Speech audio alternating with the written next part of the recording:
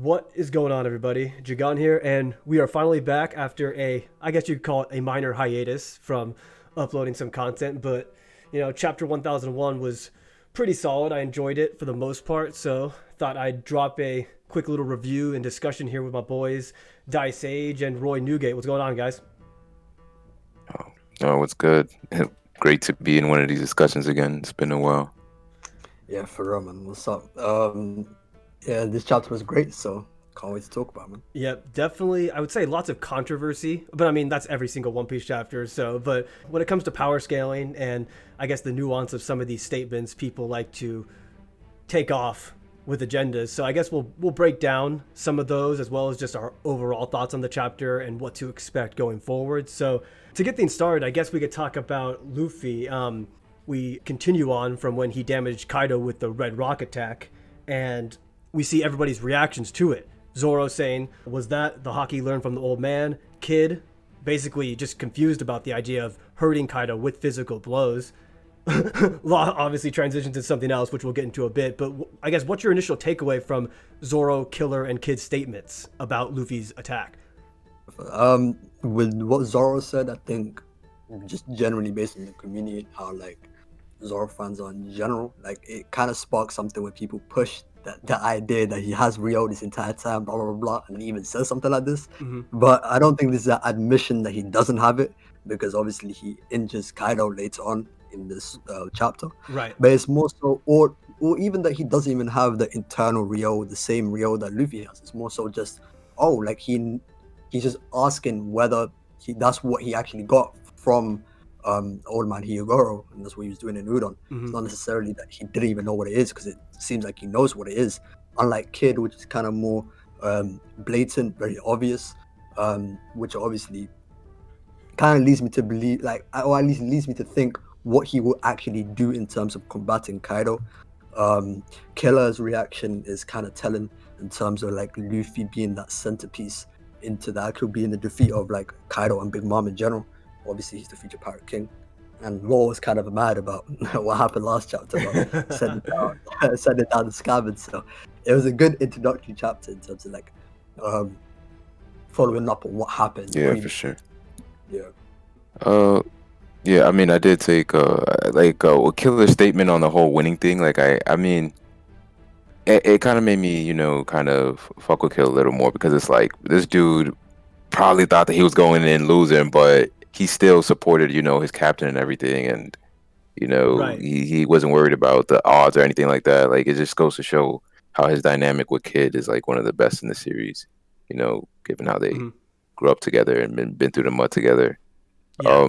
Obviously, as far as I do find it interesting with the whole comments that Kid made in regards to hockey, because it's like it just doesn't really sound too practical to me, his way of like fighting Kaido. But I guess we'll have to see, like, how how versatile he can get with his fruit and everything. Yeah. And Yeah. It is kind of confusing as well, like, because Luffy did say in the Udon prison that emission based hockey, that the outward flow was the key to damaging him, and then of course he went a step even further than what Hyogoro thought, and that was the internal destruction. So is it Kid's reaction to the internal destruction, or just Rio slash advanced armament in general? Because we saw in the previous chapter, Kid was literally like, I'm just gonna get more metal, that's what I'm gonna do. You can't hurt this guy with physical punches. I'm just gonna try to suffocate this guy, get as much metal as I possibly can. So Yeah. it's kind of an interesting reaction. And try to like enhance himself physically, as Yeah. opposed to like injuring him with any like direct attack, Right. like a punch or anything similar. So, Yep. like we obviously know that like Killer in particular was able to injure Kaido. So if he's able to injure Kaido with his swords and shit, and we know that Ryo is the way to actually do that, because Exactly. the scabbards, when they attacked Kaido, or when they were going to attack Kaido, he says that his swords won't do anything, and then when it did do something, he attributed it to Ryo. So Mm-hmm. I don't think that Kid won't have something that his first mate has. So yeah, he definitely can use Ryo, and we'll probably see that later on in the war for sure. It's just not the same Ryo that Luffy has in Right. terms of damage from the inside, which is not a problem. I think he's gonna awaken it as the fight goes on to get even more powerful attacks and stuff like that. Maybe. Right. Yeah, I pretty much have the same idea. It's just that, and when it comes to Zoro, I think he's also just surprised because he's seen this hockey through a different medium. Like the only way he knows is through the sword. He's never seen that type of hockey in any other way. So I think it's just it's not anything serious, because of course we saw that Zoro and Killer did do some minor damage. Even though it was something, you literally cannot scar Kaido without that Ryo. Like that is pretty much confirmed in the series. The way the Scabbers did it. So all 5 of these guys are going to have ways to damage Kaido. Like nobody's going to be a loser in this battle. I think everybody's going to contribute, and I think the way Oda's portraying it so far is that, yeah, obviously Luffy is going to be the top dog in this battle, but I think, and most people would probably agree, that Killer is the weakest of the 5 on there. I honestly don't think the gap is that massive between Luffy the strongest and Killer the weakest. Like obviously there is a gap, but I still see Killer doing a lot of work. I see all 5 of them having just a major part in this battle.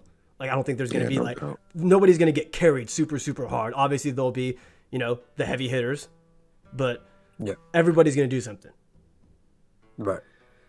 So I guess moving on from that initial sequence, what did you guys think of Kaido's statement in the official scan saying, "How high will your ceiling go?" instead of what did he say in the fan scans again? He said, "Are you as great as they?" Right. Yeah, implying you're as great as they are. Right. So you got Odin, Shanks, Rox, Roger, and Whitebeard back there. So how are you guys feeling about that panel? Well, originally I just thought that it meant that, the people that have impressed Kaido in the past, the people that he's encountered as opposed to, the idea that's going around that these are the only people that ever lived that, have the ability to challenge him. So, right.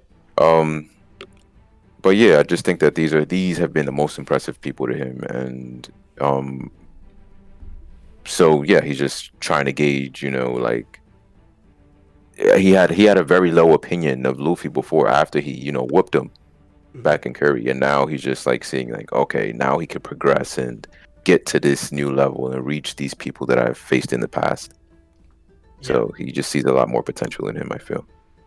Yeah, I completely agree with your statement. I think it's just really stupid if you actually believe that those are the only 5 people that could ever damage him or be capable of fighting him. Because Kaido was literally there at God Valley when Garp teamed up with Roger, somebody in that starting 5, and defeated Rox, his captain. So you're telling me that Garp cannot fight Kaido? You're telling me that Dragon, Akainu, and Mihawk cannot fight Kaido? It's obviously more of just a personal connection to people he's encountered, as opposed to being the only people who can damage him. I thought that was pretty obvious. What do you think, Sage? Yeah, I have a similar opinion as well. These 5 are highlighted because, like Roy said, personal experience with them, and these 5 probably had the greatest effect on him in terms of as an individual. And also, it's kind of I don't want to say it's kind of like a hierarchy or a stepping ladder, but when he's saying how high will your ceiling go, it's more so attributed to Luffy's potential, and then you clearly see Roger and Whitebeard at the top, obviously the 2 kings, the Pirate King and what Luffy will ultimately surpass. So these are the types of figures that Luffy will eventually surpass, and that's what Kaido is seeing in Luffy by the mere fact that he could even fight him similar to how they are. And it also implies that they all have that same advanced Ryo. You already saw that from Whitebeard and Roger, so that's not a question. Rox, we can also, it's safe to assume that he did, and this kind of implies it, and so does Shanks. I mean, he's the second strongest swordsman in the world, so. Right, yeah, absolutely. And then moving on to the next sequence, what I really liked about this part, I'm not trying to be a power scaling nerd, but I'm just glad that this pretty much confirms for the people who thought that Future Sight is the means to all end in a battle. Future Sight can be countered with superior speed. If Katakuri's fighting against Kaido, he's going to be too fast for it. This sequence proves it right here. So obviously, Future Sight is it's amazing in battle. It's a great attribute to have, but there are ways to counter it. Yeah, and not only that, but real conversation needs to be brought up about like the initial confrontation when Kaido blitzed Luffy the first time, and then if you see in like the before the spread, the last two panels before that happens, you see Kaido grunting a little bit, and then you see speed lines coming from Luffy in that panel, and then if you look at the same panel where Luffy before he gets hit by the Thunder Bagua, you see those same speed lines. So there's a real conversation that that needs to be had, whether he actually saw the future the first time and he couldn't do anything about it. Mm-hmm. And that actually hypes Kaido even more, because people were thinking that, well, this guy's this big brute that only just takes damage, can't really, evade, or it's not that quick. He's just this big bulky guy. He's not like a technical fighter like an Admiral or like a Shanks or like a Mihawk or something like that. Like Big Mom, they're just not very quick, stuff like that. So this was really, really good. Also, like you said, like Jagan, like I feel like Future Size is a bit overrated, and then with feats like this, it kind of puts a nail in the coffin. At least when it comes to like scaling characters that can even fight toe to toe, not necessarily toe to toe, but like can fight those that are that quick, and what that actually implies for their speed when you actually put them up against characters that can see the future. No doubt, man. No doubt. Yeah, you got a lot of people putting Katakuri in the top 10 in the verse just because he has Future Sight. When Hulk Island taught us that it could be countered with just raw speed, So I should have told people, you should have, made the picture clear back then. Yeah, exactly. That's why I'm glad we're seeing that speed feat from somebody who's not Luffy, because it's further highlighting that can be countered. And then in that same sequence, though, we see Big Mom try to sneak Luffy. Obviously, that's her entire purpose of being here is trying to kill Luffy. And Zoro cuts Prometheus with Kinemon's technique. And I think before Wano started, everybody pretty much agreed that Zoro would learn to cut fire based on the statement in Punk Hazard, taking interest in Kinemon's samurai ways. Zoro obviously couldn't cut that, I forget what it was. It was like a smiley chemical or whatever. That was the first flame that Kinemon cut. He couldn't do before, and now he can. But I think most people thought that would be, Keen the Wildfire. That's where he would learn to cut fire. But he's already doing it. Apparently, he learned it off screen. Not sure if he stole it from Kinemon, which is what he said in the officials, obviously, or if Kinemon had to teach him. What do you guys think? Do you guys think Zoro's capable of just seeing it one time and then learning it himself?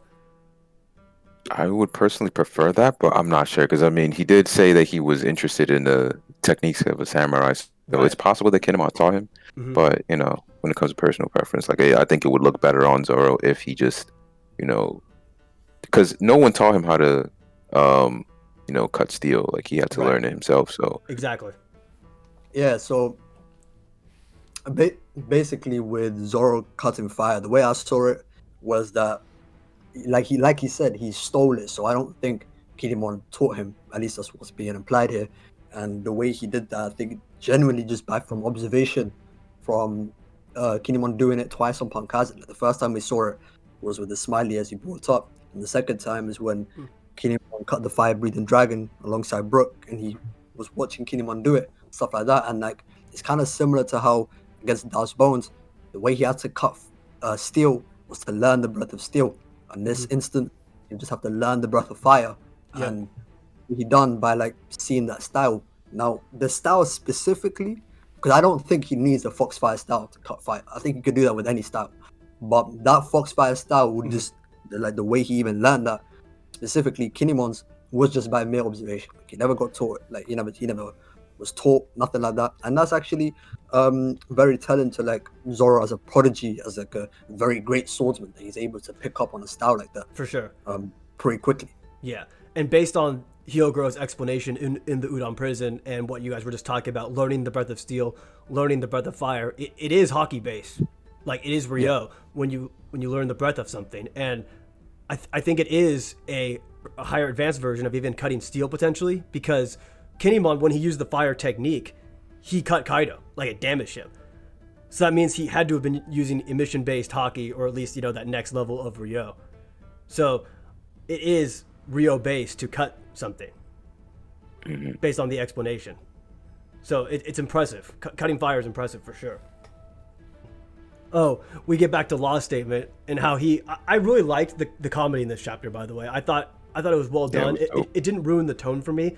Like a lot of Onigashima chapters, the comedy kind of ruined the tone for me. Like ruined, it didn't feel like the stakes were as high as they needed to be, or that they were taking the stakes serious enough. But I really liked the of the comedy in this chapter, especially when it comes to the three captains. And I really like how Law takes pride in not being a subordinate of Luffy, and how he, you know, he's a doctor. He was going to save people anyway. So I thought that moment was just hilarious. Yeah, that was pretty cool. I mean, like even in Dressrosa, we had moments like that where Luffy says he's part of his crew or part of the crew, and he says he doesn't. Sorry, that Law's not part of the crew and stuff like that. Yeah. And then he's running on that gag here, and even like it's kind of like a reflection on the community in general. Like after the last chapter, you had people slandering Law, and then it's like Oda knew that was gonna happen, or like he expected some sort of reaction like that with a situation like this even happening, and then addressed it in the next chapter with Law saying, like, I was gonna do that anyway, and I wasn't following your orders. Don't do that. Do that type of stuff again. Yeah. You feel me? Like, Yeah. that was cool. I found that really fun. Yeah. Even the whole fireballs thing was really funny. Yeah, I was just about to say that fireball thing was absolutely hilarious, man. Luffy literally is like, well, you're a scrub if you touch the fireball. And then they all...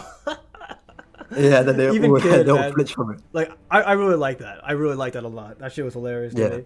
You had that face from Robin, from Usopp, Whitebeard, Yep. Odin, and stuff like that. So I don't know exactly like what the inspiration from that is. Like if it's part of the Kabuki play stuff, I think it might be. I think it is because I read somewhere that you know that's an element of it. That's that specific face. Yeah, so that's pretty cool. I mean, for like the whole one structure, like Yeah. storytelling of it. And I also like how it was Zoro who was the one who told them to stop fucking around. Yeah, just like Punk has it. Yeah, exactly. The one who's been taking everything seriously. And then as we see Zoro get ready to attack Kaido, the dialogue with Killer too. I really like the interactions with Killer. I like how they acknowledge the fight. I was kind of worried that they would never acknowledge that shit during the first couple chapters of Onigashima when they were fighting Apu, because Killer randomly pulled up next to them, but they didn't say anything, they didn't do anything. So I'm glad Oda's giving us these character interactions that have been kind of absent in the post time skip. And we even get some confirmation, basically, much to Sage's demise, that Killer was indeed a little bit nerfed in their battle with the Punisher. So, I mean, it makes sense to me. Weapons versus weapons. Zoro's missing a weapon. Killer's missing a weapon. Obviously, we're not going to get that much into it right now because I still believe that Zoro was clearly more nerfed than Killer. But I'm glad that wasn't Killer at his best, because I think that would have been very detrimental to the story if that's literally the best of Killer, Kid's right-hand man. So I'm glad he has his Punishers. He seems to be locked into this battle, and we'll probably see a lot better feats from him. But like Zoro said, man, the outcome wouldn't have been any different. Right. So. Yeah. It wouldn't have. That was crucial. Because Punisher blades, no Punisher blades. a lot of people were calling that fight a draw and everything. God, so that was crucial to shut all that down. Yeah, that was. Yeah, Zoro does not view that as a draw. Like that was not Oda's intention with that stuff. He did his Killer because obviously, he didn't refute that. Right. Is he saying, "Oh, the outcome will be the same," like alluded to a draw? Like what? Yeah. Oh, we will draw again. Like, go on. Come on, man. Yeah. Okay, and then we see the cool shot of both of them attacking Kaido. Killer's people seem to think that they were both going for the neck, but it's pretty obvious Zoro was attacking the body because that's where Onigiri attacks.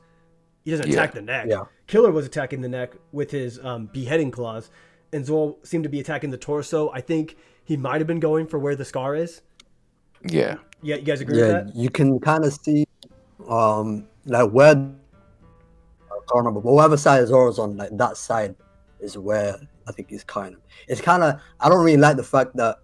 I mean, the shot is cool, but like, we can't really see where he's getting cut, like at all, like because like we're seeing Kaido's back, so. Right. All we see is the small like blood splatter, so it is doing damage, but obviously they need to do a lot more damage. I guess this kind of brings us to the most controversial part of the entire chapter, and that the Enma power-up thing has been brought up. I didn't really want to address this, but I think we should just go over it real quick. He says this in the official translation: "Gotta unleash this Enma a bit more." I think that's just talking about his overall hockey output. Do you guys think he has mastered the sword yet? Yeah, I think it's tricky because then it's like, it doesn't seem to be giving him issues. Like it doesn't Mhm. seem to be like forcing him to use more power than he wants. But I guess I'm wondering, like, is he like being hesitant to, you know, start out with a certain level of power, and then Right. maybe he thinks he's gonna lose control or something. So I don't know. It might be just a mental thing. Hmm. So yeah. Yeah, like Roy said, like it's not, the Enma's not doing its own thing. Like, for example, if you can compare it to like the Sandai Kitetsu, the Sandai Kitetsu was kind of like cutting things deeper than he wanted it to cut Mhm. and Right. stuff like that. So he clearly didn't have the control. And in this moment, it's not like, like Roy was saying, it's not using more haki than Zoro wants.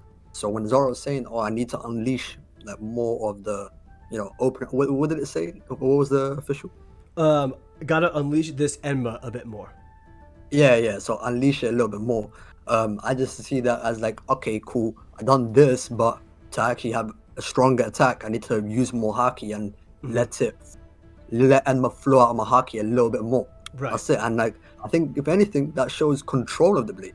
Honestly, Mhm. like if he can actually regulate it, however he needs it fit, however he sees it fit. So Yeah. yeah, I don't really see it as a problem. But like, I guess like later on, the more haki he uses, maybe they'll get to a stage where it will be a little bit tricky. But Hmm. that since he's trained for 5 days, I don't expect Zoro to not have mastered the blade already. Honestly, Yeah, I feel that. I'm still not of the mindset that he's mastered it, but again, I kind of want to see more of this battle. I want to see more dialogue before I can officially have a stance on this. But like you guys said, he's gonna be fine. There's gonna be so many more chapters, man. This fight is gonna be a long time. We're just in the warm up right? phase, so I'm trying not to jump to any conclusions based on just this initial phase, especially with all five of them. So the next scene, though, we see the captains finally attack. Kid uses Punk Rotten, Luffy Gear Forth, and Law uses Room and Tact. What'd you guys think of this attack? Yeah.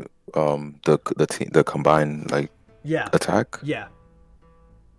As far as I guess Luffy's attack, I am kind of like curious. Like, did he? That's just what's weird to me. I suppose it's the fact that I would assume that he used Dryo in that particular attack, Yes. but it doesn't seem any more effective than the Red Rock. So I guess that's something we gotta like see as the battle progresses. Like like Hmm. is he still getting used to the application of this new hockey that he's learned, or like what's going on? And as far as kids attacks go, uh, I wasn't really expecting him to to like turn into like this Megazord, or whatever. I thought that he was gonna like use like like how we've seen him fight before. I guess in like Stampede and everything. But yeah, I guess this was an interesting twist. Yeah. Um, yeah, when you mentioned Luffy, like the Kong gun, of course, Mhm. like it seems like the Red Rock did more damage because like he got hit in the face and knocked down completely. But Yeah. I just saw that as like Kaido just completely let down his guard For sure. because For the sure. first time he fought him, Yeah, he's yeah. not gonna do any different. You feel me? Like the Hmm. way he was acting was that, oh, I fought this guy 2 weeks ago. He was trash. Like he's not gonna do anything to me. And even if you see like in the last chapter, like the kanji, like it's the effect is glare, right? So Kaido's just looking at him, letting the attack hit him, and then he goes boom. He didn't expect it, but now he knows that do damage to him. So he's kind of like he's not having that same laid back, holding backstage. Like he's taking it a little bit more seriously, and that's kind of Hmm. like evident by his demeanor, his actual enjoyment of the fight. You see that with Luffy when he compliments him, saying, "You're giving me a decent fight," and even with Zoro and Killer after they do the attack, that he's impressed by it and he actually likes it, which means that all these guys are giving him good fights. Now, Yeah. as to the forms, I like the Punk Rotten a lot. I actually like it. It has potential for its like versatility and stuff like that. I think the tact isn't necessarily any different from what we've seen in terms of like we've seen from Law. Like we've seen him like move the battleship, the meteor away from the ship and like Dressrosa, which is really cool and stuff like that. But like for the rocks to do damage to Kaido that way, that means he's like high speed or something. That they damage Kaido like the way he damaged Kaido with just mere rocks. I feel like when we see his other attacks, it's gonna be even crazier. stuff like that. So this is just like a little breather. Yeah, it could be, and it's interesting because it didn't seem like Kid or Law were using Haki on their attacks, yet Oda's depicting it as similar damage to the Gear 4th Ryo attack. You know, it's kind of weird. I would say you're right. It is a bit weird. I would say that like Kid, like he's crushing him. So maybe he doesn't necessarily. Maybe in that moment he's not using like even the barrier Ryo, like the bubble, the aura bubble. But I still think he is. But like with Law, I don't really see any other way of him damaging Kaido, unless like I said, like the tact, just the force behind those rocks hitting Kaido was just so extreme. Yeah, I guess like extra.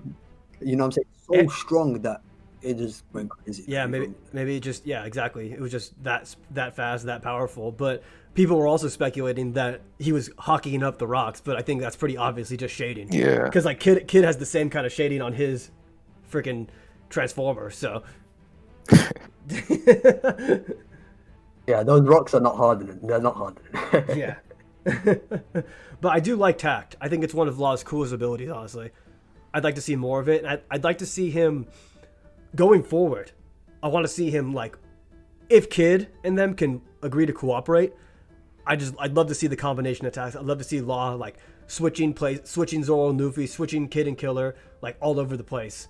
And kind of, I guess, surprise attacking the Yonko in that way. I want to see cool combination attacks. Sure. Aside from I'm definitely hyped to see like a Law and a Zoro combo, because we've never really gotten that before. Yeah, that would be fire. Obviously the chapter ends with that really great spread. I that might be top 1 spread in Onigashima, man.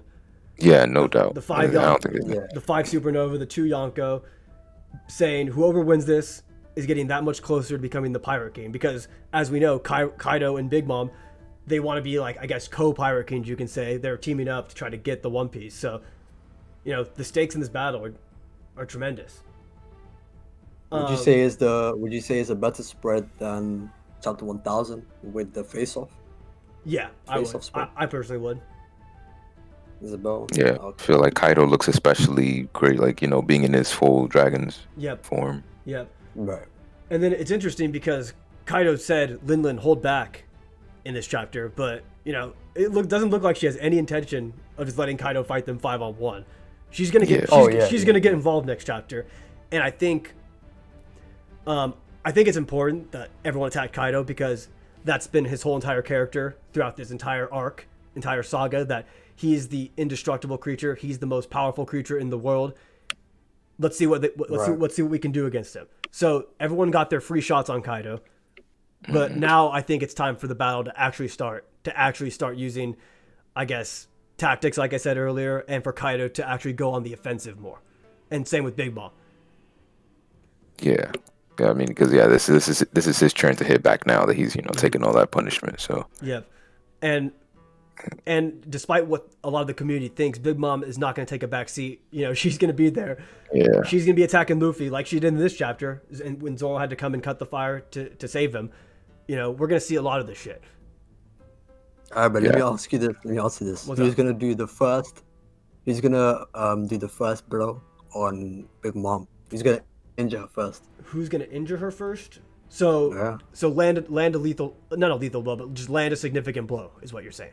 Not necessarily significant, but like draw blood from her, because like, you know how like she's meant to be, the whole iron balloon thing, and she can't be like, nothing has hurt her before, and even right now some people think she's more durable than Kaido, because Scabard's able to do this, the Supernova gonna do this, and stuff like that. Your guess is as good as mine. I could honestly see Kid doing it. I could see Luffy doing it. Like, I don't know, because it's not confirmed that you need Ryo to damage Big Mom.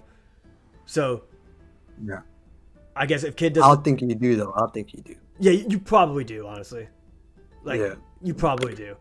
Or some sort of, like, other technique. Like, I mean, like, Marco was damaging... was he damaging Zeus or Prometheus? Well, who? Marco, remember a couple chapters ago?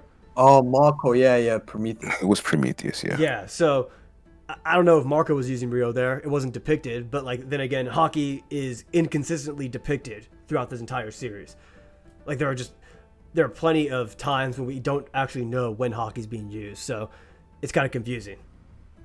Also, as far as Big Mom goes, I think she's the only person who's in constant pursuit of just Luffy because Right. last chapter she just went straight for Luffy. So I feel like maybe Luffy's the first one to damage her since that's just gonna be something he can't escape next chapter. Oh, no you know? doubt, no doubt. That's Big Mom's entire purpose, and I think Luffy finally is going to start to realize that I need to defeat both of these guys. I can't just beat Kaido. I have to focus on Big Mom, or else she's probably going to sneak me and I'm going to die.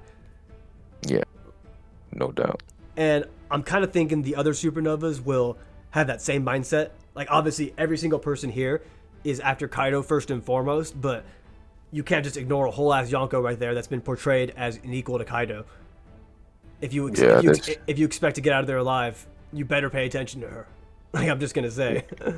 Yeah, this chapter was the only chance they'll get, with Big Mom actually taking the backseat. Right. After this, it's just none of that. It's gonna be back and forth completely. No more plot convenience. No more Olin. No more stalling. Like, this is the battle. Yeah, you see her riding on Zeus. She has Prometheus and a sword. Yeah, Napoleon's right there. Napoleon's Napoleon looks sick. You actually like Napoleon? Right. Oh man. Yeah, Napoleon's pretty cool. It's pretty cool. Yeah. So do you guys see this? Because the way I see it, I guess I could say, is from the previous arcs. Like, I guess if you use just Rose as an example, he sets up the final battle, like Luffy and Doflamingo. Luffy and Law versus Doflamingo happened before all the other matchups, right? Then he gave Law versus Doflamingo. Then he cuts away to the other one-on-ones, like the Zoro versus Pika, all the Grand Fleet member versus the underlings.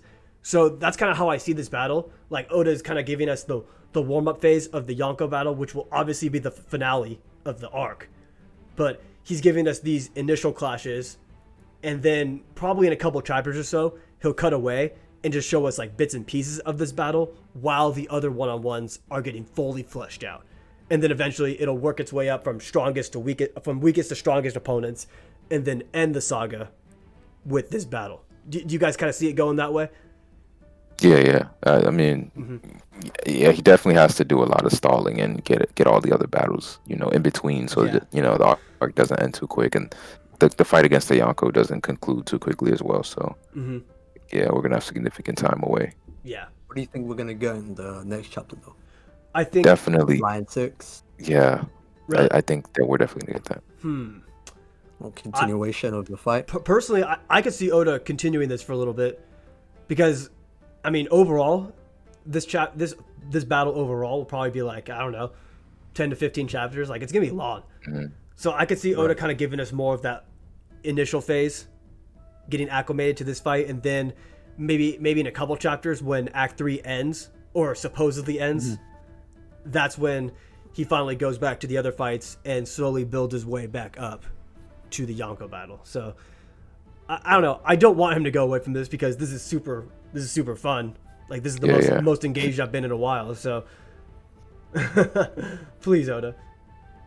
Yeah, I mean, of course it would be ideal if he stays here, within the Yonko fight. For sure. Anything else you guys wanted to add to this, or are you good? No, nothing in particular. Sage? Nah, but I would say, I'm definitely thinking Zoro's gonna get that black blade, but I just don't know when. So he's gonna get that. Like, I think like, if you ask the question now, I don't know why this, like, I'm even talking about this shit right now, but I guess it has something to do with the whole Enma thing. Like, people thinking now, he can't control his blade all that well, or he doesn't even have advanced haki and stuff like that, or what I mean, Eternal Rio and stuff like that. So how is he gonna ever touch that rank? But I still see it. But that's what I'll say. Yeah, that's pretty much it. Yeah, I guess to add on to your point real quick, I do agree with Enma becoming a Black Blade in this arc. I know some people think it's too soon, but I just think everything that's been built up with Zoro's power-up has been the Black Blade. Like, it first gets mentioned by Gyakumaru when he stole Shusui, Shusui is a black blade that was forged through a history of battle, and Zoro recognizes this. Then Hitetsu talks to Zoro about how you could raise the sword's grade by forging it black. So it's kind of being thrown in his face in the entire arc. So I think by the end of the fight, maybe when he delivers that decisive blow, or when he reopens the scar or kills him, whichever one, there will be a significant blow when Zoro forges it black. That's how I see it going, personally. Yeah. Yeah. So Yeah, that seems to be where things are heading. yeah. Well, I think that will close today's discussion. I appreciate you guys pulling up and getting me out of my hiatus. Hopefully I'll be able to post a little bit more, but make sure you guys do check out my boys' channels, Roy and Sage. Both of them are growing fast. Both of them delivering quality content on the regular. So definitely check them out. I'm Jagan, and I'll catch you guys in the next video.